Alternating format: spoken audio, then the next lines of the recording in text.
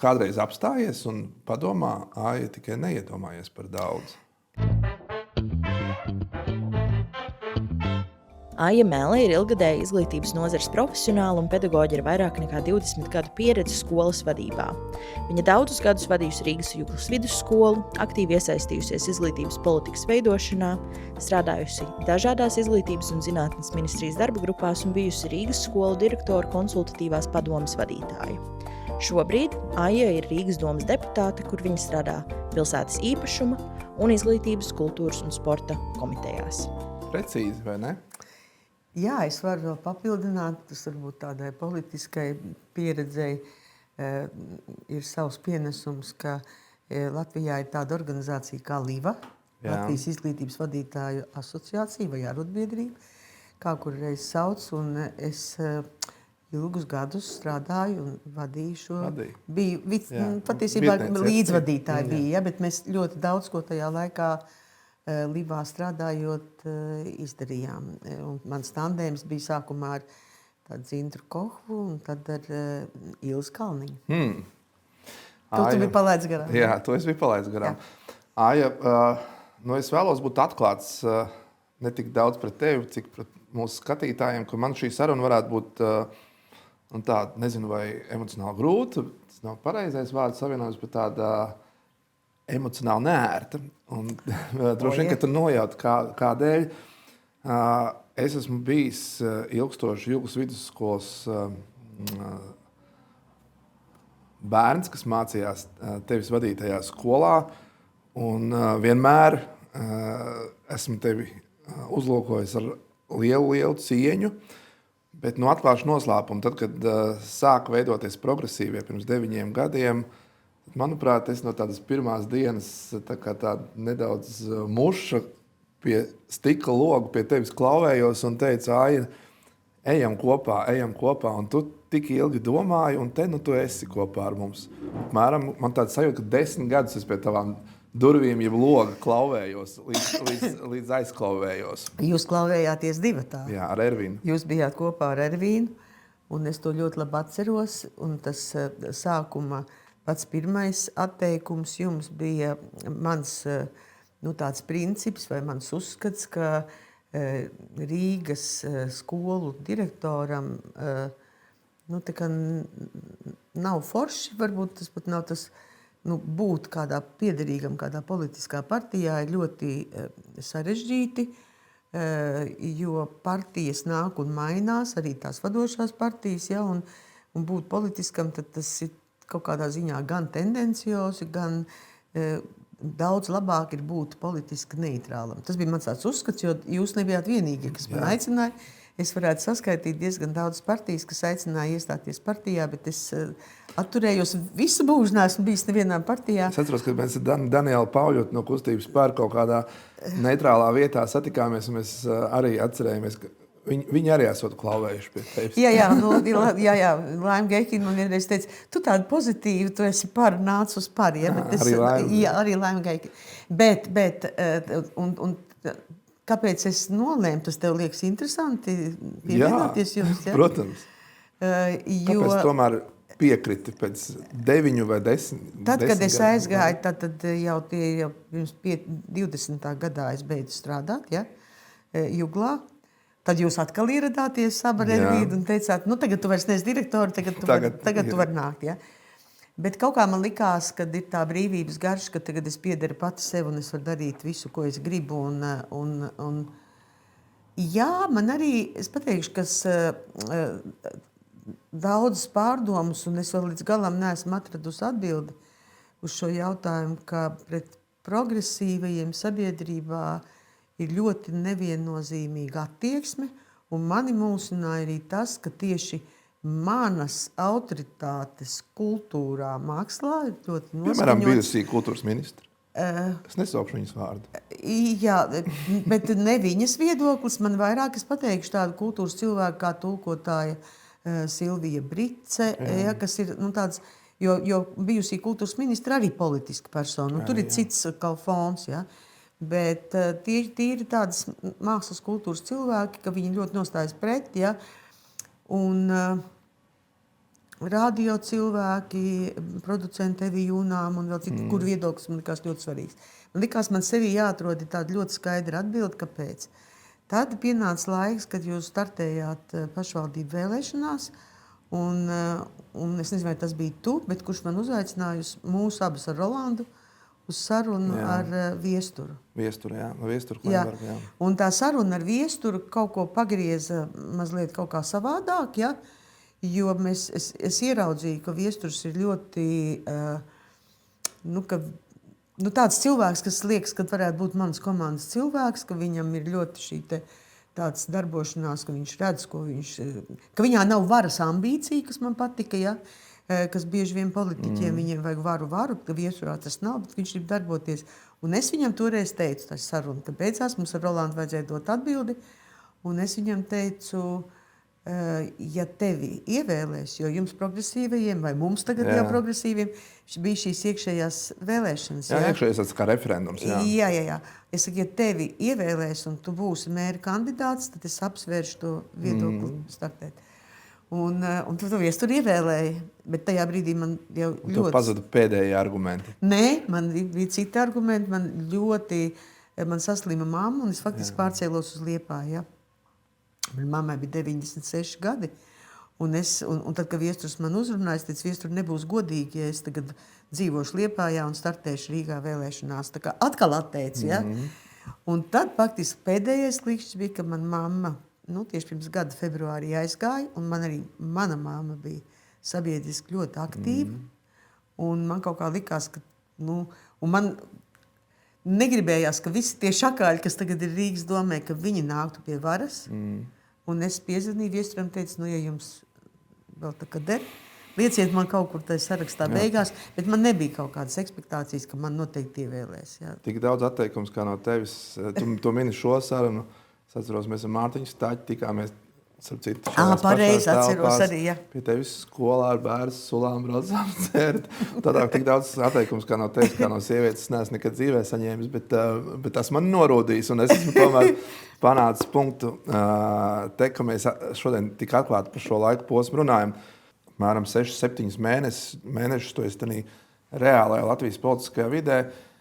Tā, kad mani pirmoreiz ievēlēja pirms 5 gadiem, teikšu, kā ir, varbūt tas skanēs iedomīgi. Es sajūtu to, ka politikā tik maz tomēr ir tās personības ar tādu autoritāti, cilvēki, kuri dzīvē kaut ko patiesi ir sasnieguši, kura vai kurus ir vizionāri, kuri vēlas ar atklātu sirdi kaut ko darīt. Un līdz ar to, tas arī bija tas iemesls, kāpēc es tev tik intensīvi uzrunāju, jo es redzēju, ko tu esi izdarījusi savā nozarē, ne tikai Juglas vidusskolā, bet vispār izglītības jomā Rīgā. Tev ir tā atbilde šobrīd, kāpēc par valsts vīriem, valsts sievām Latvijā nevēlas kļūt cilvēki, kuri ir ļoti aktīvi savā un zinoši līderi savās nozarēs? Tevi vairāk bija tādi personiski argumenti, kāpēc nepievienoties. Tu pēc tam, es zinu, ka saņēma ļoti daudz īziņas, bija gan apsveikumi, bija arī gan kritikas, kāpēc pie progresīvajiem, bet tu tomēr tiecies ar tiem cilvēkiem. Tu minēji tikko tos cilvēkus, kas tev mēģināja atrunāt. Kāpēc viņi neiesaistās? Zin kā, Mārtiņ, droši vien man nebūs tādas uzreiz arī tādas gala atbildes, bet es par to esmu ļoti daudz domājusi. Starp citu, viens no cilvēkiem, kas man ļoti motivējas, kad aizgāju uz progresīvo kongresu, tā, lai paskatītos, kas Lācīti vēderā. Tur es satiku Skaidrītu Ābram, un ar viņu tā kā parunājos, ja tu man pievedi pie viņas, ja, bet man tas ļoti... Un tad man bija tāds atgāziens atpakaļ, kad viņi izstājās no progresīvo frakcijas. Es pat klausījos interviju ar viņu, ja, un domāju, kā tas tā notiek. Un... tas, ar ko es pati šobrīd saskaros, cik esot no vasaras, ka tā politika tomēr tik ļoti netīra, tik ļoti, ko es pati joprojām vēl līdz galam nevaru pieņemt. Piemēram, mēs Rīgas domē esam viena koalīcija, kas sastāv no 4 partijām, un man šķiet, ka būtu tik vienkārši kā komandai strādāt kopā un vienoties par lielām lietām un uz to mērķi arī iet. Un es redzu, kā tas līdz galam nestrādā. Tādas atbildības sfēras tiek sadalītas. Ka katra partija tā kā velk, jo ir jau kaut kādā priekšvēlēšana gaisotnē uz Saimu un ir kaut kāds, man ir jāievēro kaut kādas politiskās spēles tajā pašā laikā. Es esmu tik domas sēdēs sēžot tik neaizsargāta, man šķiet, ja, jo opozīcija, suverēnā vara un jaunatvieši, ka tik emocionāli vardarbīgi izturas pret, ne tikai pret mums deputātiem, bet pret jebkuru cilvēku, pret domas darbiniekiem, pret tiem, kas ir atnākuši. Un viņiem ir tāda kaut kāda visatļautība, viņi var tā pazemot otru cilvēku, ja, ka tu jūties, ka tur jābūt, manuprāt, arī ļoti rūdītam. Un jā, tas arī daudz ko paņem no manas, paņem no manis, ja, jo tā vietā, lai es forši iet uz teātri vai lasīt kaut kādas labas grāmatas vai staigāt pa mežu, es sēžu no rīta tajā un klausos šito visu murgu. Un tā kāds vēl ieliek video, kur Melle tur spēlē bumbiņas, kamēr Brēmanis tur kaut ko tur priekšā, tur tāds video arī kaut ko tur klīst. Ja? Man liekas, laitak, ja? Bet es mēģinu sevi norūdīt. Bet zem ādas paliena. Bet zem ādas paliek. Kaut kur viņš paliek, ja, bet šis man tā it kā neskar. Un es iesmēju un teicu tiem, kas man atsūtīja to video, es iesmēju un teicu, paldies Dievam, ka es nepērku internetā zeķubiks, ja, un ka es tikai bumbiņas spēlēju. Bet tajā pašā laikā tāda tevi pazemo visos līmeņos. Es nezinu, kā tas notiek Saimā, bet reizēm klausoties arī liekas briesmīgi. Ja, un ka tu it kā tomēr to darbu nevari veikt tā, kā skolā mēs izveidojam komandu un strādājām. Ja. Bet tas, ko es vēl gribu pateikt, ka tā mana kaut kāda, es neesmu ļoti spītīga, bet kaut kādos brīžos es tomēr varu uz to savu, man šķiet, ka es nepadošos, ja, es mēģināšu darīt, cik es varu izdarīt, es darīšu labāko, ko es varu izdarīt, ja, jo es redzu, ka ja es atteikšos vai padošos, tad būs tas, ko tu saki, ja, tad tie šakāļi ies ar vienu lielākā uzvaras gājienā. Jā, tas ir tas, es tā bieži tev vēroju, mēs bieži runājam arī divatā, un es arī vēroju tavu uzvedību ar tādu nelielu gandarījumu, bet tādu latviešu kretīnisko gandarījumu. To pateikšu, ko es to domāju. Tu biji sasniegusi karjerā ļoti augsts virsotnes, tevi ļoti cienīja kā eksperti, tevi aicināja uz debatēm, diskutējām, mēdījām, kad vajadzēja runāt kā ekspertei par izglītības jautājumiem. Un principā tu gāji un tev visur durvis atvērās vaļā. Šobrīd tu savā brieduma gados principā esi iemesta, kā tu saki, pati tev šakaļiem, un principā tev ir atkal jāsāk cīnīties, tev ir atkal jāpierāda, vai un kā tas tev to kanti rīvē, jo es redzu, ka tu cīnies ar elkoņiem. Tu zini, Mārtiņ, man tas nerīvē kanti. Tad, ja man tas rīvētu kaut kā, vai es justos tādā ziņā, es nejūtos likt, bet smieklīgi ir, ka tajā brīdī, kad tagad bija tas publiskais paziņojums, kad visi ieraudzīja sarakstu, kas startēs vēlēšanās, ka tur ieraudzīja manu sarakstu, un es, protams, iestājos arī partijā, ja? Un tad man jautāja, arī izglītības cilvēkiem pazīst, tu startēs vēlēšanas, tu esi ar progresīvajiem, ja? Un pēc tam ar mani vispār komunikācija pārtrūka uz tiem priekšvēlēšanu laikā vispār nekāda. Un es tad, kad es ieliku savu paziņojumu par to, ka es startēšu, tad es par to ļoti ilgi domāju, daudz domāju, ko es gribu uzrakstīt, un es tagad tā precīzi visu neatceros, bet vienu teikumu es skaidrs zinu, ka es uzrakstīju, ka ja tie, kuriem es iepriekš biju laba, un tagad tāpēc, ka es tagad startēju, kļūstu slikta, tad es domāju, ka tā ir viņu problēma, nevis manējā. Bet arī pat laikā tikko tev ievēlēja, tev bija ārprātīgi. Tur tas paradoks, ka tad, kad man ievēlēja, tad es saņēmu ļoti daudz apsveikums arī no tiem, kas jautāja, kā tu esi tur, ja? Tāda lišķība nedaudz. Jā, diezgan. Es tā domāju. Man bija tāds joks, ka mēs tikko ievēlēja. Pie manis nāca tik daudz cilvēku un teica apsveikumu vārdus, kas ļoti daudz bija, varēja just, ka ir patiesi un patīkami, bet daudz bija tādi...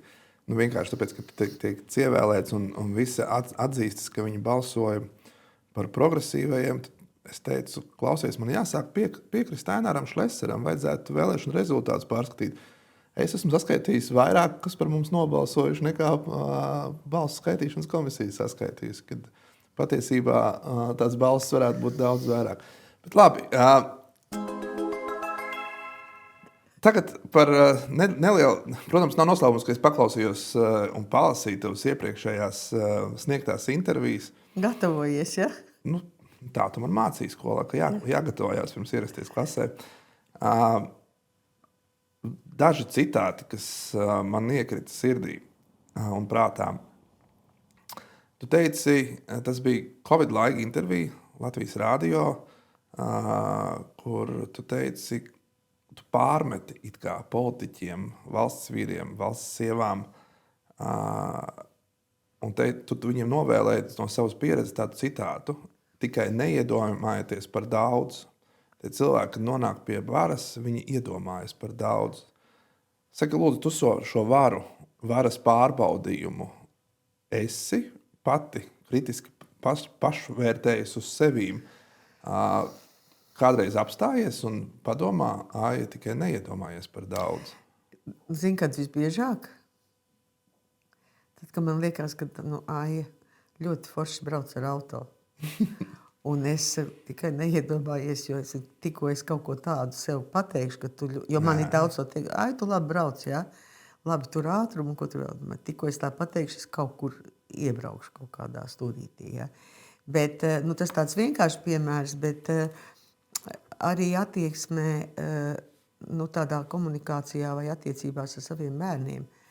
Es ļoti daudz, tas tā interesanti, ļoti daudz mācos gan no saviem bērniem, gan no saviem skolniekiem, tā skaitā arī no tevis, ja? Un tas atkal ir tāda, ka man liekas, ka tas tā noliek tev atpakaļ kaut kur, tikai neiedomājies par daudz. Bet tu jūti to atrautību no politiķu atrautību no sabiedrības? Iespējams, pašvaldībā to mazāk jūt, jo pašvaldības tie jautājumi ir ļoti saimnieciski, tie liek tev piezemēt, to jādomā par sniegu, par bedrēm, par skolu, klases izremontēto, bet vai tu jūti apkārtējos, cik mēs esam kaut kāda cita deputāti? veidā attieksmi pret mani? Tādā ziņā nē, Mārtiņ, bet es pati domāju, ka es joprojām, es īsti neesmu iekāpus tajās politiķu kurpēs. Es neesmu, jo man reizēm šīs politiskās spēles vienkārši tracina. Ja reizēm, bet es varu iet varbūt, ka tas arī mans tas kaut kāds bonus, ka es to nezinot, es eju reizēm, teiksim, kā tanks, bet tā kā es eju, kā man liekas, kā vajadzētu lietas risināt, un tad es kaut kur atduros, kad ir citi spēles noteikumi. Ja, es pamanīju, man ļoti simpatizē tā. Tu saki ar tanks, es redzu, ka tu ar elkoņiem cīnies. Vienalga vai ar elkoņiem, bet tas, ko es šobrīd daru, es redzot, kad koalīcijā ir vienotība atbild par izglītību, un tur ir cita komitejas vadība, un respektīvi es esmu izglītības komitejā, ja? Bet bieži vien man liekas, ka es darītu kaut ko būt savādāk, bet es vienkārši cīnos, ko es daru, es cīnos vienu pati, ja?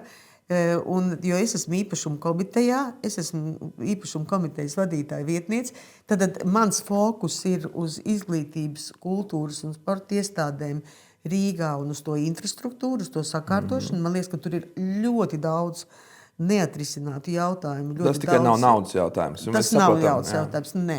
Un tur ir gan politiskās ietekmes un lobby, un kas tikai viss nē, bet tas, ko es daru, mani Rīgā ļoti labi pazīst. Starp citu, Rīgā izglītības iestāžu infrastruktūra ir ļoti nesakārtot, es gribētu teikt, aizlaista.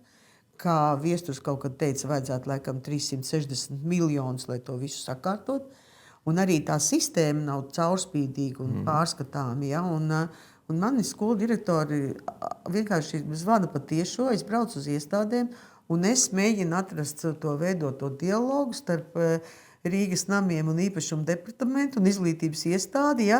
Un faktiski tie daudz remonti pavirzās daudz ātrāk uz priekšu, kad es tur pievienojos, bet es krāju kaut kādus faktus, materiālus, ja?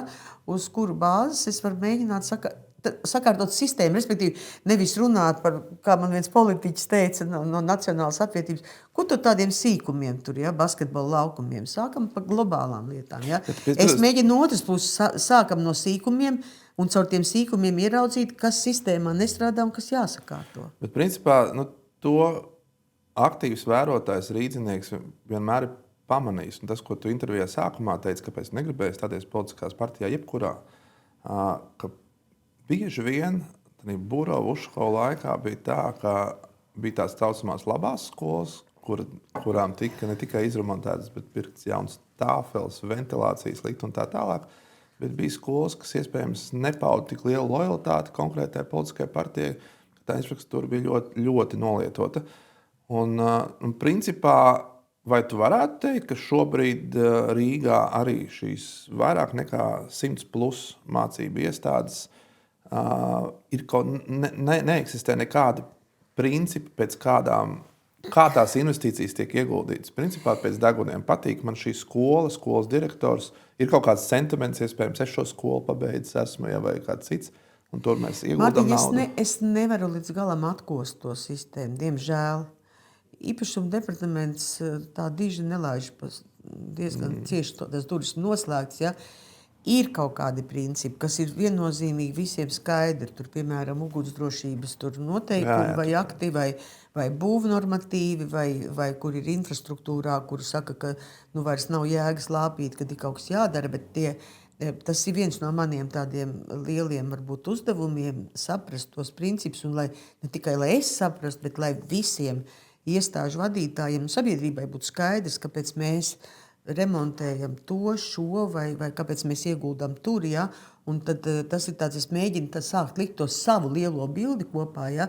Un tāpēc tur būtu jāsadarbojās izglītības departamentam, īpašuma departamentam, finanšu un tā tālāk visiem, un koalīcijai jāpieņem lēmums, un par to, ka mēs saliekam tos, nevis vienkārši tagad optimizējam, piemēram, kas bija liels tracis Rīgā par pirmskolām, kurus tur likvidēsim un kā optimizēsim, bet ja būtu skaidri apakšā dati, ja, ka te ir, cik ir ēkas izmaksas, kāds ir skolēni, labi tā bērnu skaita dinamika mums ir, ja, bet tad kāda ir izglītības kvalitāte, kāda ir audita rezultāti, kāda ir vēl vienotās skolas kaut kāda rādītāja, un saliekam tos visus datus kopā, un tad pieņemam lēmumus. Ja? Un man bija ļoti interesanti saruna, tādu direktoru atbalstu grupu esmu izveidojusi pie īpašuma komitejas, un tur 84. vidusskolas direktori Vineta Mizgirda teica, viņa teica, bet un arī to ģeogrāfisko novietoju viņa, bet ja tajā apkaimē tā ir vienīgā skola, ja? Vienalga vai Daugavgrīvs vai Bolderājs, ja tā ir vienīgā, tad jautājums, un tā ir tik ļoti nolaisti, ja? Tad jautājums, kāpēc mēs neesam stiprinājuši to izglītības kvalitāti šajā skolā, jo mēs zinām, ka tā tajā apkaimē ir vienīgā. Ja? Un, protams, kad nevienam jau nav noslēpums, es domāju, ka arī šobrīd ir kaut kādi politiskie lobby un tā, bet tajā pašā laikā es domāju, ka tam tā nebūtu jānotiek, būtu jāierauga skaidri kritēriji, pēc kuriem mēs sadalām tos resursus. Ja? Un vēl viena lieta, kad nodefinējam, kādas ir pamat vajadzības, lai izglītības iestāde varētu funkcionēt. Un nodrošinām, sākam ar to, ka nodrošinām. Ja? Piemēram, vai apgaismots pirmskolas teritorija ir pamatvajadzība, vai bēdu rotaļu laukums vai nojume ir pamatvajadzība. Tos pašas pamatvajadzības, kurām jābūt visām skolām. Jā, bet es runāju no infrastruktūras viedokļa, ja, šajā brīdī. Jā. Un tad, respektīvi, un šorīt tiekoties ar mēru, ar Viesturu, un Viesturs saka, viņš man nepiekrīt, jo vajag arī to ķirsi uz tortes, ja? Es piekrītu, vajag arī ķirsi uz tortes, vajag arī tās ekskluzīvās lietas, bet tad noliekam procentuāli, cik mēs atvēlēsim, cik procentu būs tām pamatlietām, lai tās tomēr sakārtot, ja? Nevis tā, ka, gaidiet, būs pavasars, būs gaišs, ja? Un cik mēs tam ķirsim uz tortes, un atkal, lai tas visiem ir skaidri saprotam, kāpēc. Ja? Labi, par tiem ķiršiem. Es atceros, tu vadīji Julas skolu, ja nemaldos, ap 20 gadiem. Jā. Es gan sāku mācīties, nevis studēt Julas ģimnāzijā, bet tas nebija ģimnāzijas status. Tā vienkārši 90. Visi atļāvās sevi nosaukt kā vēlas. Ja? Jā. Bet tā bija tā lielā izšķiršanās, tad runājot par skolu optimizāciju. Es atceros, cik daudz vecāki, arī jaunieši satraucās, ka Julas skolai pievienoja klāt citas mācību iestādes, jo Julas skola šķita tāda virsvidējā skola ar labu izglītības kvalitāti. Tā viena no labākajām. Jā, un tad viņi kļuva par vienu no Latvijas lielākajām skolām. Tad, kā apvienot šo kvantitāti ar kvalitāti izglītības? Jā, tas bija izglītības departamenta lēmums. Un tie faktiski bija mani jau pēdējie, iespējams, ka tas pātrināja arī manu lēmumu beigt. Pretojies šim lēmumam? Nē, es nepretojos. Es gan teicu, ka man ir manas sarkanās līnijas, bet es pateikšu, kāpēc es piekrītu šim lēmumam. Ja? Jo ko nozīmē man kā pašvaldības iestādes direktori, ko nozīmē pretoties. Tā situācija bija ļoti paradoxāla. Ezerkrasta pamatskola, tur mācījās ap 200 skolēniem, milzīgā skolas ēkā. Tur bija 70 bērni, kuriem bija mācīšanās grūtības, kas neatbilda nekādiem normatīviem, un tur bija 17 otrgadnīgie. Es šos ciparus atceros. Ja? Un Juglas skola, kurā bija pavisam citi, tas ar kvalitāti bija ļoti, ļoti augsta. Ja? Tad savieno kopā. Juglai akūti trūka telpu. Jā. Malienas ielā telpas nezināja, kur likt. Tur bija izvietotas, man liekas, 8 vai cik 10 pirmskolas izglītības grupas. Ja? Un arī tā vienotā izpratne Juglā par to, kas ir kvalitatīva izglītība, jo kaut kā bija iegājies tur tāda stigma, ka tie, kas ir mūsējie nesekmīgie, tos tik uz Ezerkrastiem, tad jūs ejiet tur, ja? Un ka tas bija kaut kā jānoņem. Es mēģināju paraudzīties kaut kā plašāk no tādām plašākām, un es sapratu arī to departamentu lēmumu būtību, jo Ezerkrastu pastāvēšana beidzās ar ļoti sliktu auditu, ja? Tas audits pielika punktu, viņi saprata, ka tālākā vairs nevar, ja?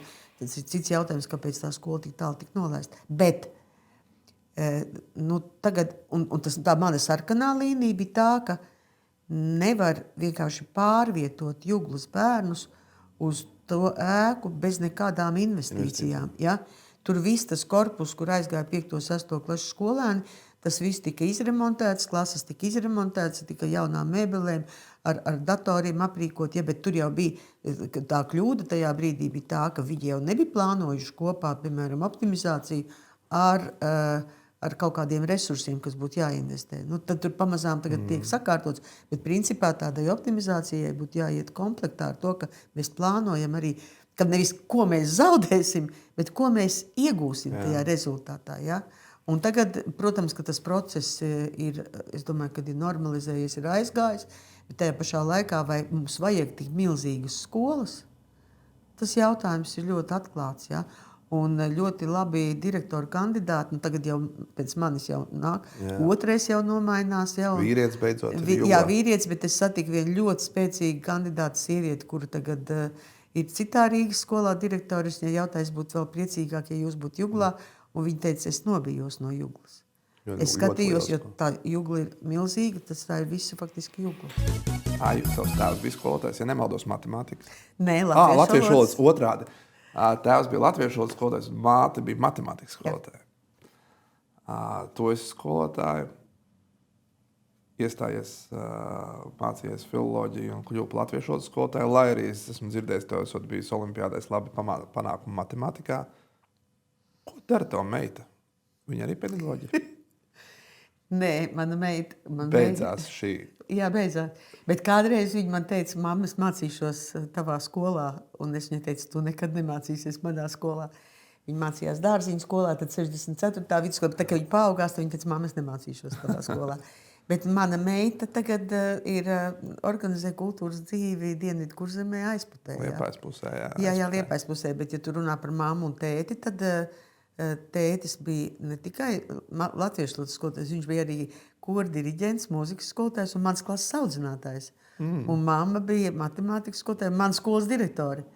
Un tu arī dziedāji korī? Es arī dziedāju korī. Man balss tētis savā laikā sabojāja, jo man bija jādzied vienalga, kura balss, kurš nebija atnācis uz skolu, tad, kur trūka kāda balss, tur man bija jādzied. Jā. Bet mēs visi esam ģimenē koristi. Man arī brālis korists, bet mēs dzīvojam skolā. Māma bija Rāvas 8-gadīgās skolas direktori, viņai bija direktors dzīvoklis, un es visu... Kur tā skola atvedās? Rāvas 8-gadīgā skola, tā ir netālu no Durbas ezera, ka jau sen likvidēta, jā, pie Durbas un starp Aizputu un Liepāju, ja, un man ir viss siltākās, faktiski tas ir, man mamma ir tas etalons, kā var darīt lietas. Bet tevī nejūt to kurzemnieces... Es esmu tīra kurzemniece, to valodu... Beidz, es esmu mācījusies filoloģijas fakultātē. Tu sev ārstēji ārā, ravēji. Tad, kad es atnācu uz fakultāti, man likās, ka es runāju literāri ļoti pareizi. Mums bija tāds pasniedzējs Kušķis, kas mācīja un visiem dialektus, un kur visiem bija kaut kas jārunā. Un tad viņš, kad norādīja uz manām valodas kļūdām, tad izrādījās, ka es apmēram tāpat kā tie, ko no Čangalienas, tāpat es no savas Kurzemes runāju aplām. Bet, ar laiku vienmēr. Bet tu klausies šobrīd deputātu debats. Es esmu ievērojis, un to mēs visi frakcijā zinām, ka tu kladītē sēdi un pieraksti šos izcilnieku citātus dažādas, un pati tik aizrautīgi dažreiz iesmējies, un tad es saprotu diezgan skaļi tev tāds patīkam, garšīgi smiekli, un tu saproti, tā būs nākamais citāts. Kurš ir līderis no taviem izspiedārā tos? Kurš ir līderis no taviem kladītē, kuru citātus tu esi pierakstīji? Bet ar tiem citātiem ir vēl tā, es zinu, kādēļ citi to neuzķer momentā, ja? Tāpēc, ka es esmu latviešu valodas skolotāja, laboju skolēnu domrakstus, un man tūlīt lec kaut kāda tāda nepareiza izteikuma, jeb absurda kaut kāda izteikuma lec ārā, ja? Un, tur jau ir tādi, kas visu laiku nevar tā teikt, kurš ir līderis, jo ir tādi, kas ļoti maz uzstājas, un ir tādi, kas runā. Man šķiet, ka Briedis, deputāts Boksers Briedis ir tavs favorīts. Mairis Briedis, cik mācījies Ezerkrasta pamatskolā, ja, un tur mēs pirmo reizi satikāmies, kad viņu taisīja filmu par viņu, un tad viņš atrada to skolu un stāstīja, kā viņi tur ir kāvušies jau skolas laikā, ja. Bet par Mairi tā, ka tad man šķiet, ka viņš līdz galam neizdomā, ko grib pateikt, ka viņš iet tribīnē, viņš iesāk teikumu un īsti nezina, ar ko beigs. Jau tas vienmēr diezgan bieži smieklīgi beigs. Es ievēroju, ka viņš vienmēr, kad sāk runāt, viņš saka, es negribēju nākt runāt, bet es runāšu. Jā. Es atceros, ka viņš teica, smieklīgi, bet, piemēram, arī tāda paradoxālas situācijas. Mēs sēžam, tā kā pieņēma budžetu līdz 2 naktī apmēram, ja, un tad pulkstens kaut kādi 8-9 vakarā. Šlesers visiem saka apmēram tā, labvakar, draugi, ja, tad nāk cits saka, drīz jau būs rīts, ja, un Mairis saka, jūs varbūt neesat noguruši, bet es esmu ļoti noguris, ja, un tad, reku, Bokseris ļoti noguris, un tā. Tā kā, jā, bet citāti tur ir, tur sitienu viņš. Jā, citāti ir daudz, un man tas ir tāds, patīk, bišķiņ man patīk iesmiet, ja. Un es meklēju kaut kā, jo visā tajā... Pozitīvo gribētu. Es meklēju kaut kādu, pozitīvu. Bet starp citu arī, kad Lijāna Langiet tribīnē, tad visi jau salecās, jo viņi tā kā opozīcijai tā kā bulim sarkanu lupati, jā, vienalga, ko viņi tur arī teiktu. Tā ir, ja tu gribi, šo jautājumu noslēgs un beigs izskatīt, un šķiet, ka tūlīt jau beigsies debats, un Lijāna Langiet, un tu zini, ka visticamāk debats vēl būs stundu. Viena lieta ir Mārtiņa iesmiet, bet otra lieta ir no tāda mana skatu punkta, man tāds šķiet, un es vienreiz par to mēģināju runāt, ja. Ka tā opozīcija liekas, ka jo trakāk viņi bauros un kliekš, jo viņi trakāk pazemos. Ja? Man šķiet, kāpēc mēs nevaram iemācīties tādu normālu kaut kādu, pat ne dialogu, pat mēs varam arī strīdēties, ja? Bet kaut kādu kultūru, ka mēs varam paust dažādus viedokļus, bet tomēr nezaudējot to savu cilvēku cieņu. Tā nav bijis vienmēr. Kopš ienāca suverēnā vara. Es ļoti nepiekrītu un es ārprātīgā opozīcijā no tā paša Šlesera Latvijas pirmā vietā, bet tur redzi, ka tādā politiskajā debatē ar viņiem var runāt. Jā. Bet savukārt ar suverēno vāru, tas ir kaut kāds veidojums vārprātīgs. Bet, piemēram, es atļaujošos nedaudz no šīs ikdienas debatas tā kā nedaudz vienu solīti. Bet nav jau tā, ka tu esi pilnīgi bijusi neaktīva politiski arī savos skolas gados. Tev bija tā leģendārā saķeršanās ar, droši vien, ka ne klātienē, bet neklātienē ar Jūliju Stepaņenko. Kad viņa bija Saeimas deputāte. Es starp citu Jūliju Stepaņenko, es viņu galīgi neatcerējos, bet es ļoti skaidri zinu, par ko, jo viņa man pienāca domē klāt, un viņa teica, es jūs atceros jau pazīstu 15 gadus atpakaļ par likumības grozījumiem. Jo tas stāsts bija tāds, atgādināšu, ka Juglas vidusskolā bija Papards Zieds atbraucis. Nē, savādāk bija stāsts, bija tāds, ka un sākās viss tas ļembas ap likumības grozījumiem no Juglas vidusskolas. Ja? Un, jo bioloģijas skolotāja Aija, viņa toreiz bija Randoha, viņa izmantoja brošūriņu, kur bija par zēnu un par meiteni, un viņš šo brošūriņu izmantoja bioloģijas stundā, un viena mamma uzrakstīja sūdzību, un viņa kaut kur pa visiem sociāliem tīkliem, kaut kādās vietnēs tur ievietoja tās fotogrāfijas, Un tad tas Jandāliņš viss Tad sākās. Jūlijas Stepaņenko kā saimnes Un deputāti tad viņi- paņēma un sāka Jā. virzīt likumības grozījumus Un saimā. sāk grozīt likumības grozījumus, bet visu cieņu, piemēram, Juglas vidusskolas vecākiem. Ja? Jo toreiz bija tā, ka skolas padomēji vecākiem ir jāapstiprina mācību, līdz tādam absurdam mācību līdzekļi. Juglas vidusskolas vecāki pateica, ka viņi uzticas pedagogiem un ka tā būs pedagoga kompetence, bet sākās milzīgs arī sajukums, jo patiesībā runājot par šiem mācību līdzekļiem, tad piedodiet, jebkas filma, grāmata, dzīve, jebkura situācija var tev kļūt par, nav jau tikai mācību grāmata, par mācību līdzekli, ja? Un tas ir kā tu to izmanto. Es atceros, ka sociālo zinību skolotāji teica, bet es tagad vispār nesaprotu, kuru filmu, kur fragmenti kaut kādi, kas tagad notiks. Tad tu pamanīji, ka tā politika tomēr ietekmē arī tev ikdienas skolas dzīvi, pat ielien, pat izglītības kvalitātes jautājumos un tā tālāk. Kā tu šobrīd skaties Jūliju Stepaņenko? Viņa pie tevis piegāja klāt, jūs atcerējāties visticamāk šos notikumus? Es nevis viņa pienāca, respektīvi bija tā, pie manis pienāca Inna Djerī, vai es pie viņus, un es viņai jautāju, vai jūs nevarat tomēr debatēt korekti, neaizvainojot cilvēkus, neapvainojot kaut kā, un pietesās klāt Jūlija Stepaņenko, es jau jūs pazīstu, ko jūs te runājat, es saku, es ar jums nerunāju, tagad es runāju. Nē, tas man te tiesības visu, ja. Un šis arī parāda to man attieksmi pret viņu, ja, jo man viņa šķiet indīgākā, labi, tie bļauj, viņai vīrs un Brēmans, ja? Bet pati Jūlija, viņa ir indīgi, pretīga, lai viņa man, tas, kā viņa izturas, un es domāju, ka viņa ir ļoti kaitīga, viņa ir kaut kāda Ždanokas, nezinu, māsītes vai radiniece, ja kaut kāda versija, jā, man viņa dārdzās domē, tas, kā viņa uzvedās, ka viņa skaistiem vārdiem runā, tik pretīgas lietas, bet es nezinu, kas notiks, kad viņi ies, jo viņi jau teica, gaidiet saimu, mēs nākam, ja? Ka viņi būs arī saimā, kad es to Latvijai nenovēlu. Ja? Jā, bet tas, ka politikai... Dažreiz varam iesmiet, jā, pa tādu tipu kā Brēmanis, kurš... Un patiesībā tas viss ir ļoti, man šķiet, ļoti, jo viņiem ir daudz sekotāju, un tas arī man šķiet ļoti biedējoši, ja, cik daudz... Zinu, ko es esmu pamanījis, ar ko tā suverenā vara ir bīstama. Kāpēc es saku, es piekrītu, ka tā Tatjana Ždanoka, bet uzlabotā versija, jo Tatjana Ždanoka, lai cik viņa būtu pretvalstiska un tam līdzīgi, viņa tomēr politiski pozicionējās, teiksim tā, vienā jautājumā, Krievu jautājumā. Tad suverenā vara, Jūlija Stepaņenko un tā viņas branža, viņi ir, vai nu viņi ir apmācīti, vai viņi ir mācījušies, un viņi šobrīd spēj uzrunāt viņi nacionāla jautājuma, viņiem ir apmēram trešdaļa no viņa dienas kārtības. Viņi iestājās pret visām sabiedrības sociāli jutīgām lietām. Viņi cīnās vāc parakstu pret krematoriju. Tad par bērndārzu pirmskolu iestāžu apvienošanu. Imantā viņi cīnās pret dažu koku izciršanu. Ko es ar to vēlos teikt?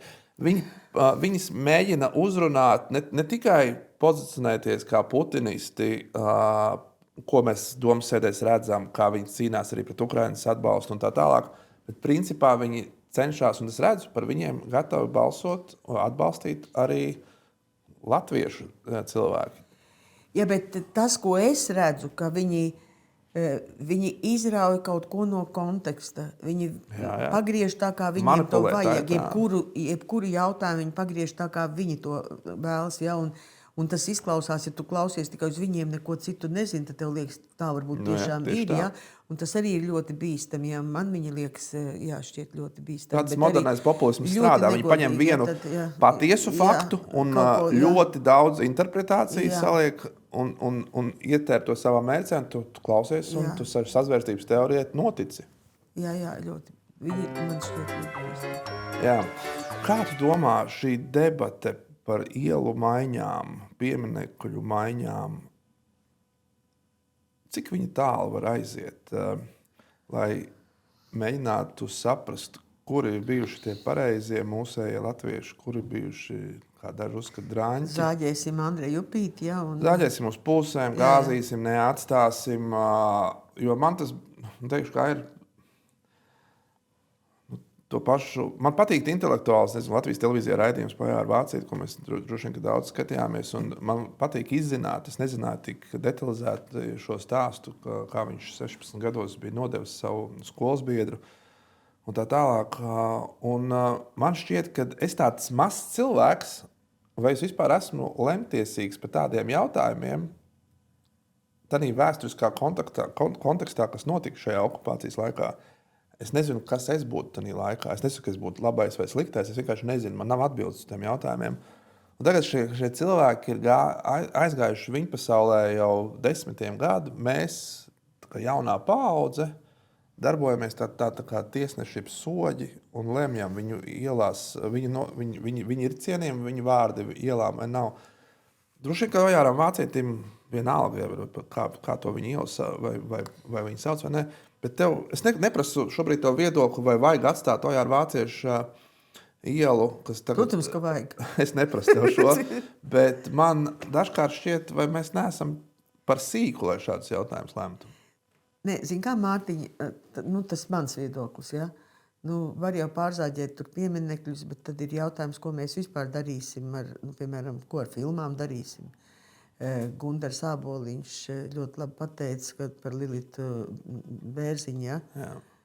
Ka viņa bija tāda politiski, piedod maiti, ja? Bet viņš saka, ka tā viņa bija spilgtākā aktrise un mēs visi skatāmies limuzīni Jāņakts krāsā, ko mēs tagad neskatīsimies vairs, vai kā Norvēģi netiek galā ar Hamsunu joprojām, ja? Bet viņi jau saka, ka skatāmies filmas, negodājam viņu vārdos ielas pieminekļus. Zin kā, man šķiet, ka mēs dzīvojam dažādos šajos tie laiku, tie uzslāņojumi mums ir ļoti dažādi. Ja? Mēs esam dzīvojuši Zviedru laikos, Vācu laikos, Krievu laikos, un tā vēsture no tā, mūsu vēsture ir veidojusies. No tā, ka mēs, un tagad mēs, jā, par Krievu kaut kādiem, jā, mums vajag varbūt likvidēt šādus, mums nevajag. Mēs esam visu Rīgā, vairs nav ne Puškina nav, ja?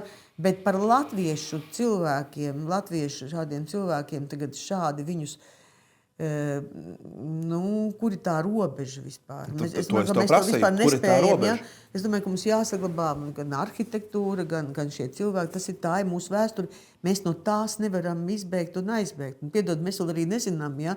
Es ļoti negribētu atgrieztos kaut kādi Krievu laiku, jo tad, kad es tagad lasu Ingras Žaludas romānu Tēvs, un kur ir ļoti, ļoti spēcīga grāmata, kur rakstīts arī par šiem laikiem, bet es tur tik ļoti atpazīstu tos padomju, tās taukainās tur glāzes un trauklupatus un ko tikai vēl nē, ja, kad es ļoti negribu atgriezties tos laikos, bet mēs nezinām, kas tālāk notiks, ja, un ko tad tālāk tie nākamie atkal darīs. Ja. Un ar Jāru Vācietu un man nav tādu ļoti tīri tagad cilvēki, kristāli skaidri cilvēki, kas tagad staigā pa pasauli, un tādi mēs visi, katram ir kaut kas, ja, un arī vācieša personība, tas bija viņa personības, jā, es domāju, ka viņš savā dzīves otrajā pusē to ļoti pārdzīvoja, nožēloja. Tas nav zināms. Jā, bet kāda tā viņa attieksme pret to bija un notika tā, kā notika. Ja, bet ļoti pretrunīga personība, bet tas jau nemazina viņa dzejas lielumu nekādā veidā. Līdzīgi, tad mums jāķerās klāt Čakam, kurš mēs jā, arī Čaka, bet Čaku jau... Viņš arī nav bijis tīrs un šķīsts. Jā, bet arī Čaku jau samala, vienkārši sistēma viņu samala. Viņu padarīja par to, ka viņš beigās nesaprat, no kā vispār jābaidās. Nē, tad bija tas stāsts, ar ko mēs sākām šo interviju. Un arī Čaka ir umurkumurs un spēlē spēli un ir zem cēlās zvaigznes. Ja? Ko tagad mēs darīsim? Bet vai tas tomēr neliecina par to, ko es teicu sākumā nedaudz... to sarunu uzsākot, ko mēs sākām šodien, kāpēc tādas izcilas līderi cilvēki nevēlas doties politikās, jo viņi negrib ar šo visu nodarboties. Jo, tas ir sīki, jo mums taču būtu daudz laika, labāk veltīt laiku lieliem jautājumiem, lielām debatēm, jo šādas rakņāšanās kaut kādā pagātnē, tas vienmēr ir bijis. Arī Kārlis Urmans, mēs zinām, arhitektūrā centās realizēties un jaukt nost baltvācu mantojumu un tā tālāk, domu laukumu nojauc visi, atbrīvojot. Tas tā vienmēr bijis. Nedzīvojam mēs nekādā unikālā laikmetā, bet tas to politiku padara, manuprāt, tādu ļoti emocionālu, kaislīgu, jā, bet ļoti seklu. Jā, man šķiet tiem, kas tagad ļoti grib pārdēvēt ielas un kas ar šo nodarboties, ka tā ir kaut kāda viņu kaut kādas varas izpausme. Viņiem liekas, ka viņiem tagad ir vara un ka viņi var, un tas viņus padara kaut kādā ziņā lielāks. Jā, un man pilnīgi liekas, ka galīgi tas tā nav, kad ir citām lietām jānodarbojas. Jā, bet es piekrītu, ka, es pat nezinu, cik es ilgi izturēšu. Ja? Es ceru, ka izturēšu, bet tajā pašā laikā tas ir ļoti grūts ceļš. Ja? Un no otras puses nav jau cita ceļa. Ja? Ja tagad, jo vairāk es tagad esmu kopā ar progresīvajiem, jo es vairāk ieraugu un priecājos, ka ir jauni cilvēki, kas grib iet tajā politikā, grib veidot. Es redzu, kā mani frakcijas kolēģi, kā Marta ņemās un ar kādu labo gribu, un es domāju, lai Dievs dod, ka viņos nenokauj to vēlmījuši tie te šakāļi, kas vienkārši brutāli viņiem brūk virsū, pilnīgi ne par ko, ja? Jo par tām pašām pārējām runājot. Jā, tur pie autoostas, un es tagad braucu, lai satiktu savu meitu, un jau saka, pagaidi, stūlīt iziešu cauri tunelim, es saku, pagaidi, kāpēc tunelim? Reku, tur ir pārēja. Un viņa, man tagad sagaida, viņa saka, māmu, cik tas ir forši. Kurš to izdomāja? Ja? Šitās visiem vecīšiem, vecenītēm, kam tur pa to žļurgu un ar bērnu ratiņiem tur pa to apakšu jāiet, ka to pārēja. Ja? Bet ar visām šīm sīkajām lietām arī sākās Rīga. Es tam citu, kad ienācu, atceries manu cepšanos par miskastēm? Par miskastēm, ja? Man šķiet, paklau. Kāpēc netīri miskastes autobus paskatieties, kādas kuldīgā miskastes ir. Ja? Kāpēc mēs nevaram Rīgā tik pretīgas miskastes, viss tās pietur vietas tik pretīgas? Politika sākās ar kāds leģendārs teica cilvēks, ar tualeti. Jā, tā ir. Paldies, Aija. Iesim veidot politiku. Klausies, gribējām nobeigt dzēju, bet nobeidzām ar tualetēm. Pasaka vēl kādu dzēju. Dzējolīšu. Tu jau tikai vienu šodien atkārtoji sev. Es pacēlu to akmeni, ko tu uz manis sviedi, kādi šajā akmenī ir sasaluši ziedi. Kas tas ir? Beidz provocēt. Ojārs Vācietis. Jā. Jā, paldies. Beidzām dzējoli. Paldies, ka pieslēdzies raidījumam Prognoze. Ja vēlaties vairāk šādu sarunu, atzīmē ar patīk, dalies ar epizodu un abonē. Tiekamies nākamreiz!